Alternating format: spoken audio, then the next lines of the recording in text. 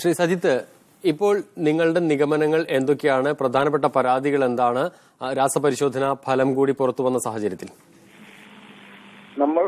ഞങ്ങൾ പറഞ്ഞിട്ടുണ്ടായിരുന്നു, അതായത് തലേ ദിവസം പാടിയിലുണ്ടായിരുന്ന ആളുകളടക്കം വരെ ഞങ്ങൾക്ക് എല്ലാവർക്കും നല്ല രീതിയിൽ സംശയമാണെന്ന്.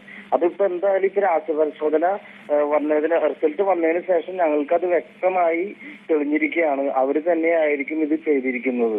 അത് എന്തായാലും ഉറപ്പാണ് ഞങ്ങൾക്ക് മനസ്സിലായിട്ടുണ്ട്. കാരണം ഞാന് വെളുപ്പിനാണ് ഇളയ മാമൻ, അതായത് ഞായറാഴ്ച വെളുപ്പിനായിരുന്നു ഇളയ മാമൻ ഞങ്ങളെ വിളിച്ചു പറഞ്ഞത് മണിമാപ്പ ഹോസ്പിറ്റലിലാണ്, അങ്ങോട്ട് ചെല്ലണം എന്ന് പറഞ്ഞത്. അങ്ങോട്ട് ചെന്നപ്പോൾ ഡയാലിസിന് മണിമാനെ കയറ്റിക്കുകയായിരുന്നു. അപ്പൊ ഒരു ഡയാലിസിസ് കഴിഞ്ഞു, പിന്നത്തെ ഡയാലിസിസ് ചെയ്തിട്ട് ഏൽക്കുന്നില്ല. കാരണം മീഡിയയിൽ ആൽക്കഹോൾ ഉള്ളതിന്റെ പേരിലാണ് ഡയാലിസിസ് ഏൽക്കാത്തതെന്നാണ് ഡോക്ടർമാർ പറഞ്ഞത്.